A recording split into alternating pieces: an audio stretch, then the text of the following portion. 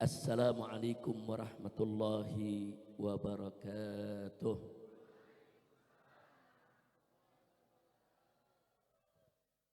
Bismillah walhamdulillah wala hawla wala quwwata illa billah. Ashhadu an la ilaha illallah wahdahu la syarikalah wa ashhadu anna sayyidana Muhammadan abduhu wa rasuluh la nabiyya ba'dah. Allahumma salli wa sallim wa barik ala sayyidina wa habibina wa syafi'ina wa maulana nabiyyina Muhammadin wa ala alihi at-tahirin at-tayyibin wa ashabihi al-ghurril mayamin wa man tabi'ahum bi ihsanin ila yaumiddin. Amma ba'd. Siyadatul habaib asy-syurafa wa sa'adatul ulama'il fudala wa jami'il hadirin wal hadirat al-ahibba'il a'izza rahimakumullah. في هذه المناسبة السعيدة وبمثل هذا الاجتماع المبارك لا أنسى أن أوصيكم جميعا ونفسي بتقوى الله وبطاعة رسول الله صلى الله عليه وسلم. فنسأل الله سبحانه وتعالى أن يهدينا إلى صراطه المستقيم ويجعلنا من المتقين ويدخلنا جنته جنة النعيم بحق سيد المرسلين والحمد لله رب العالمين. تقبل الله منا ومنكم فتقبل يا كريم.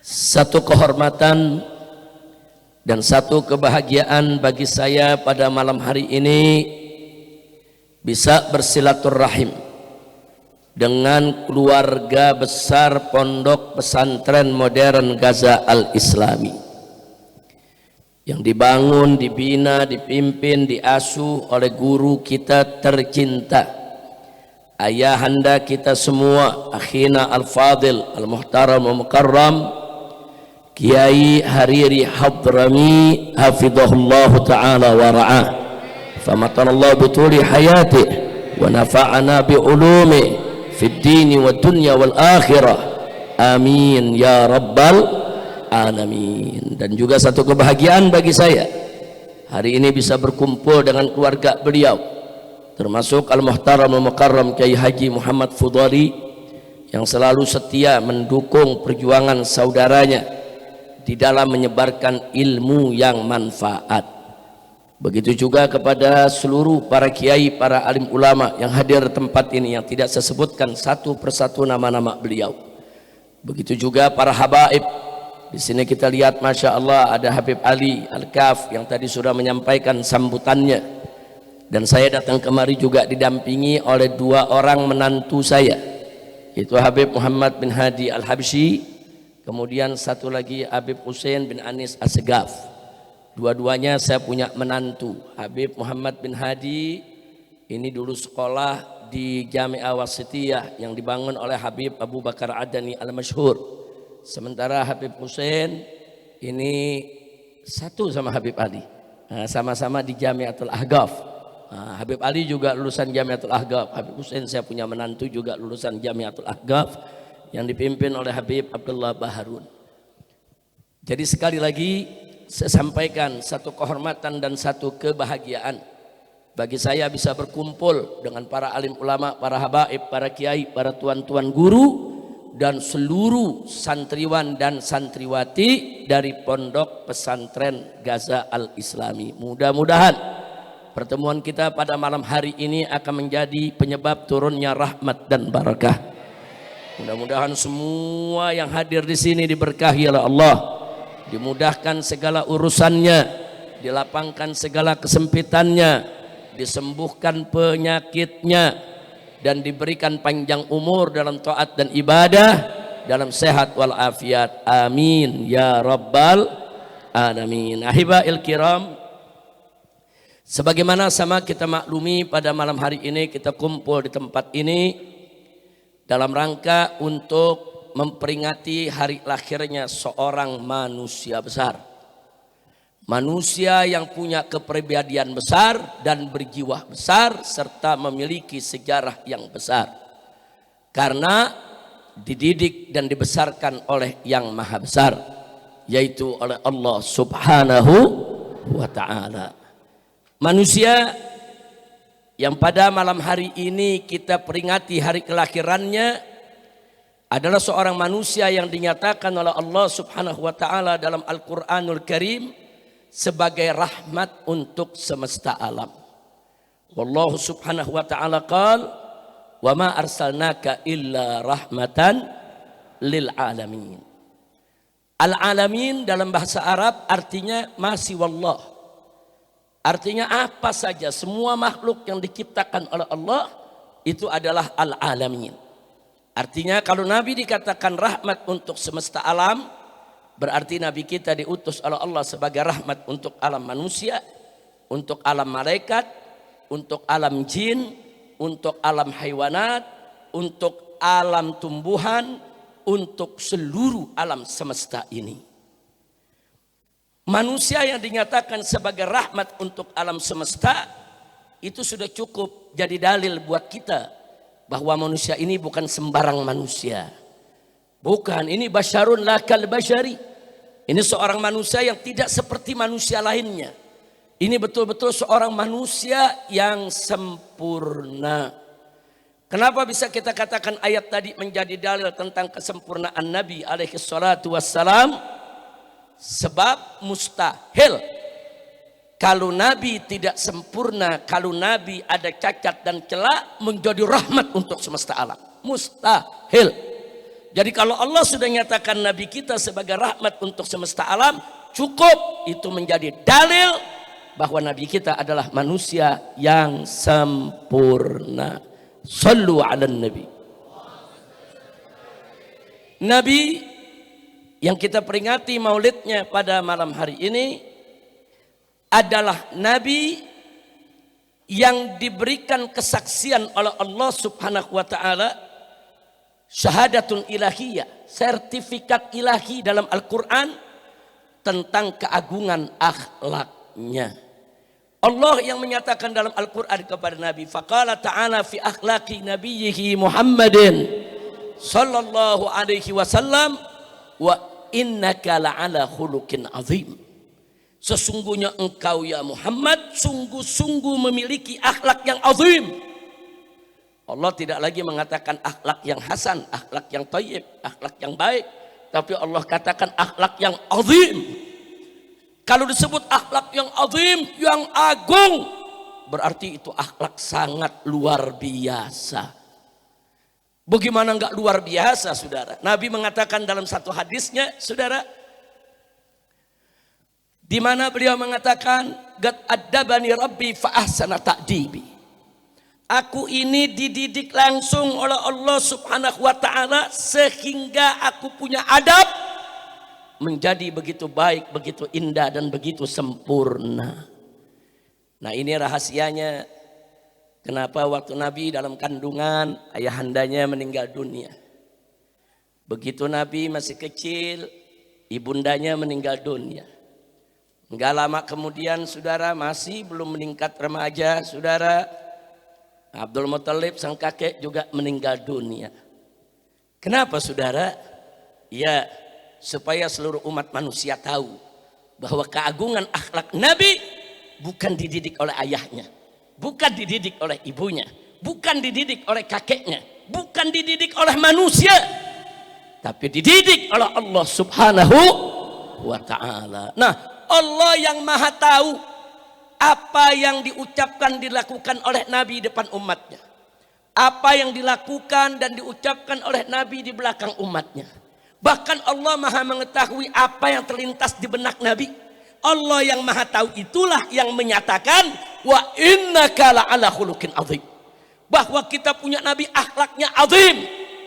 Jadi Allah maha tahu kalau Nabi kita punya cacat, punya celah, ada akhlak yang tidak baik, mustahil Allah nyatakan sebagai akhlak yang azim. Lagi-lagi ayat ini menjadi dalil sekaligus menjadi bukti bahwa Nabi kita sempurna. Sallu ala Nabi. Alhamdulillah, saudara. Kemudian mari kita lihat lagi, saudara. Enggak sampai di situ. Di dalam Al-Quranul Karim, saudara, Allah wajibkan kita semua orang-orang yang beriman untuk mentaati Allah dan Rasul-Nya. Bahkan sifat ketaatannya mutlak, artinya kita harus memberikan totalitas ketaatan, totalitas kepatuhan kepada Allah dan Rasul-Nya. Allah nyatakan dalam Al-Quranul Karim, faqala ta'ala, ya ayyuhalladzina amanu ati'ullah wa ati'ur rasul wa ulil amri minkum. Menarik, saudara. Jadi ini jadi perbincangan di tengah para ulama, khususnya para ahli tafsir. Di sini dikatakan, hei orang-orang yang beriman, ati'ullah, taatilah Allah. Wa ati'ur rasul, dan taatilah Rasulullah sallallahu alaihi wasallam. Terus yang berikutnya, wa ulil amri minkum. Allah enggak katakan wa atiu lagi, saudara. Diatofkan saja, wa ulil amri minkum. Jadi kalau kita menerjemahkan dalam bahasa Indonesia, hei orang-orang yang beriman, taatilah Allah, taatilah Rasulullah, dan dalam kurung, taati juga ulil amri minkum. Jadi taatilahnya masih pakai dalam kurung, saudara. Kenapa? Sebentar lagi kita jelaskan. Siapa sih yang dimaksud ulil amri? Saudara, ulil amri tidak lain dan tidak bukan adalah al ulama wal umara. Ulil amri kita dalam urusan dunia itu para umara. Tapi ulil amri kita dalam urusan akhirat kita, agama kita adalah para ulama, saudara. Nah sekarang Allah nyatakan ati Allah, taatilah Allah. Artinya apa? Wajib kita taat kepada Allah secara mutlak. Apa pengertian mutlak? Totalitas ketaatan, kepatuhan berikan kepada Allah. Dalam arti apa saja yang diperintahkan Allah kerjakan. Apa saja yang dilarang Allah tinggalkan. Apa saja yang saudara wajibkan oleh Allah kerjakan. Apa saja yang diharamkan oleh Allah jauhkan. Mutlak. Tidak ada tawar-menawar. Tidak ada kompromi, saudara. Tidak boleh ada keraguan. Itu namanya taat mutlak. Begitu juga kepada Nabi. Wa ati'ur rasul. Dan taatilah Rasulullah.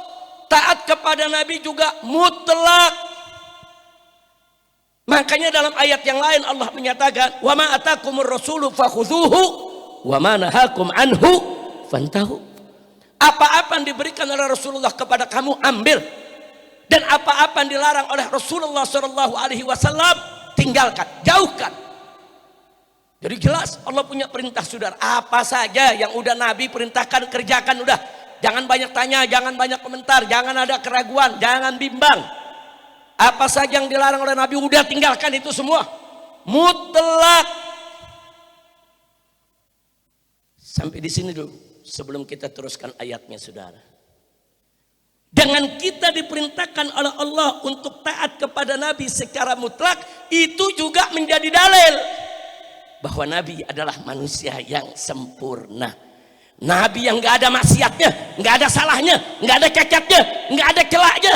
Saudara, andai kata Nabi kita punya dosa, andai kata Nabi kita banyak salah, andai kata kita punya Nabi tidak sempurna, mustahil Allah perintahkan kita untuk taat secara mutlak, saudara. Kenapa kita taat mutlak? Karena Nabi maksum, dijamin oleh Allah, mustahil salah. Masya Allah. Sallu ala Nabi. Kira-kira jelas tidak? Ayat ini juga menjadi dalil buat kita, sekaligus bukti bahwa Nabi sempurna. Alhamdulillah. Senang tidak punya Nabi sempurna? Bersyukur tidak punya Nabi sempurna? Siapa yang menyempurnakan kita punya Nabi? Yang maha sempurna. Siapa yang maha sempurna? Siapa yang maha suci? Siapa yang maha agung? Takbir. Shallu 'alan nabi. Nah, sekarang kita lanjutkan ayatnya, wa ulil amri minkum. Dan dalam kurung, taati juga ulil amri, ulama dan umarokmu. Wajib kita taat kepada ulama. Wajib kita taat kepada umarok. Tapi tidak mutlak. Ada syarat. Wajib kita taat kepada ulama. Wajib kita taat kepada umarok. Selama mereka taat kepada Allah dan Rasulnya. Jadi kalau ulama memberikan pengajaran-pengajaran yang sesuai dengan Al-Quran dan As-Sunnah. Kalau ulama memberikan fatwa-fatwa yang sesuai dengan petunjuk Allah dan Nabi-Nya. Kalau ulama yang mengatakan hak itu hak, batil itu batil, saudara, ucapan dan perbuatannya seiring sejalan sesuai dengan ajaran Nabi, wajib untuk kita ikuti. Sebaliknya, kalau ulama, saudara, yang mengharamkan yang halal, menghalalkan yang haram, membulak-balik, saudara, ayat dan hadis, saudara, ucapan dan perbuatannya tidak sesuai dengan apa yang diajarkan oleh Allah dan Rasulnya, saudara, bahkan mengeluarkan fatwa-fatwa yang bertentangan dengan ketentuan Allah dan Rasulnya, haram untuk kita taati mereka, saudara. Kira-kira jelas tidak? Itu makanya taat sama ulama mutlak gak? Enggak. Ada syarat gak? Ada. Kalau taat kepada Allah tanpa syarat, mutlak. Taat kepada Nabi tanpa syarat, mutlak. Tapi taat kepada ulama ada syaratnya, saudara. Begitu juga taat kepada umaro. Taat kepada umaro, apakah itu eksekutif, legislatif, yudikatif, apakah itu presiden, menteri, jenderal, saudara, apakah itu gubernur, bupati, camat, saudara, wali kota, lurah, siapapun pemimpin kita yang ngurusin dunia kita, saudara, selama mereka membuat aturan, membuat kebijakan yang tidak bertentangan dengan Al-Quran dan As-Sunnah, yang sejalan dengan ajaran Allah dan Rasulnya, yang baik, tidak membahayakan agama, bangsa dan negara, wajib untuk kita taati, saudara. Tapi kalau mereka coba-coba membuat undang-undang, peraturan, keputusan, kebijakan, saudara, yang tidak sejalan dengan Al-Quran dan As-Sunnah, bahkan menentang Al-Quran dan As-Sunnah, membahayakan agama, bangsa dan negara, haram untuk kita taati mereka, saudara. Kira-kira jelas gak? Jadi taat kepada umaro wajib, tapi mutlak tidak? Enggak. Ada syarat tidak? Ada. Kalau umaroknya benar, kita taati. Enggak benar, kita tolak, saudara. Kira-kira jelas gak? Jelas gak?